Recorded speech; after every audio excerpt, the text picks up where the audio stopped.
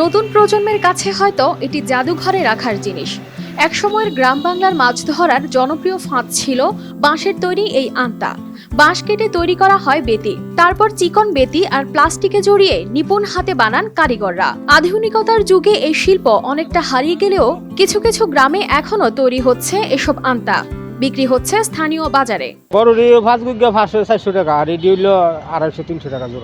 ব্রাহ্মণবাড়িয়ার কসবার কুটি ইউনিয়নের বিলঘর সহ আরো কয়েকটি এলাকায় বংশ পরম্পরায় বাঁশ ও বেত শিল্পের সঙ্গে জড়িত ছিল প্রায় কয়েকটি গ্রাম। তার মধ্যে এলাকার ঘরে ঘরে ছিল এই শিল্পের কারিগর। আমরা ব্যবসা ছাড়া যখন বানাইতো তখন আমরা ব্যবসা ছাড়া থেকে দেখে আমরা শিক্ষা দীক্ষা পাইছি, বা আমরা বানাই, আমার ছেলে বানা, আমার মেয়ে বানা, আমরা বীরগড়া কম বেশ সবাই বানা, 16 মাঝে 15 বানাইতেছে। তবে পুঁজি স্বল্পতা, বাঁশ ও বেতের উৎপাদন হ্রাস, আর্থিক অসচ্ছলতা, উপকরণের মূল্য বৃদ্ধিতে বিলুপ্তির পথে ঐতিহ্যবাহী বাঁশ ও বেত শিল্প।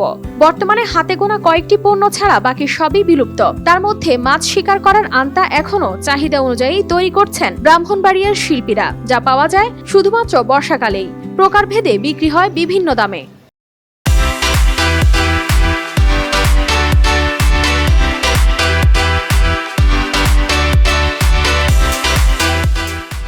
বিক্রি করি বাজারে নিয়ে আসে, এটা জোড়া 1100, 1200, 1400, বড় হইলে আপনার 2000, 2200 বিক্রি করি আর কি। এই শিল্প রক্ষায় কাউকে দেখা যাচ্ছে না কোনো কার্যকর ব্যবস্থা নিতে। ফলে বাপদাদার আমল থেকে চলে আসা এই ঐতিহ্যবাহী শিল্পটি ধরে রাখতে শিল্পীরা অনেক ত্যাগ, কষ্ট আর দুঃখ সহ্য করে চেষ্টা চালিয়ে যাচ্ছেন। তবে বাঁশ ও বেতের ঝাড় উজাড় করার ফলে কতদিন এই শিল্পটি টিকে থাকবে তা নিয়ে তাদের মধ্যে রয়েছে নানা প্রশ্ন ও সংশয়। কেউ এ পেশায় টিকে থাকছেন, তো কেউ আবার চলে যাচ্ছেন অন্য পেশায়। এখন মনে করেন এক জোড়া আনতা আমরা 1200 টাকা বেচতে পারি, এটার মাঝে ফুজি যা মনে করেন দুইটা আনতার মাঝে মিনিমাম 300 টাকা বেচতারি, এখন 1200 টাকা।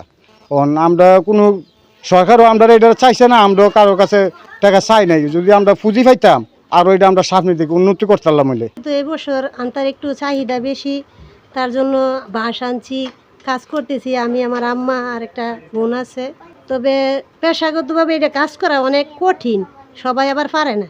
খোঁজ নিয়ে স্থানীয় সরকার, উন্নয়ন ও সমবায় মন্ত্রণালয়ের মাধ্যমে সরকারি সহযোগিতার আওতায় আনার আশ্বাস দেন এ কর্মকর্তা। বাংলাদেশ সমবায় একাডেমিতে আমাদের বিভাগ থেকে হস্তশিল্পের উপরে ট্রেড ভিত্তিক প্রশিক্ষণের ব্যবস্থা করা হয়। যারা বিলঘর সদস্যরা আছে মাছ শিকারের জন্য হস্তশিল্প যন্ত্র তৈরি করে, তারা যদি সমবায় সমিতি সদস্য হয়, নিবন্ধন লাভ করতে পারে, তাহলে ট্রেড ভিত্তিক প্রশিক্ষণে আমরা মনোনয়ন দিয়ে তাদেরকে কুমিল্লা অথবা আঞ্চলিক সমবায় ইনস্টিটিউট মৌলভীবাজারে, আমাদের ব্রাহ্মণবাড়িয়া জেলার 9টি উপজেলা, এই 2টি জায়গায় প্রশিক্ষণের জন্য প্রেরণ করা হয়ে থাকে। খালবিল ভরাট হওয়ার কারণে পানি প্রবাহের ব্যবস্থা না থাকায় তাদের তৈরি জিনিসপত্রগুলোর চাহিদা কমে গেছে। তবে ভবিষ্যতে পাশে থাকার আশ্বাস দেন উপজেলা চেয়ারম্যান। দুটো ব্যাপার, একটি হলো যে আমাদের এই যে খাল ভরাট যেগুলিতে এই আনতা হয়তো ব্যবহার করা হয়তো ওই জায়গা সংকলন হয়ে গেছে, যার জন্য একদিকে এদের ব্যবসা কমে গেছে। আর যেহেতু এরা অত্যাধিক গরিব, অসহায়, এই একটা ক্ষুদ্র কুটির শিল্প, অবশ্যই প্রশাসনের থেকে যত রকমের সহযোগিতা ওনারা যদি আমাদের সাথে যোগাযোগ করে, আমরা সর্বোচ্চ সহযোগিতা করব।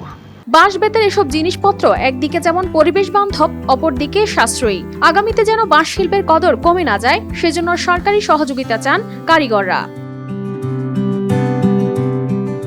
News desk, RTV।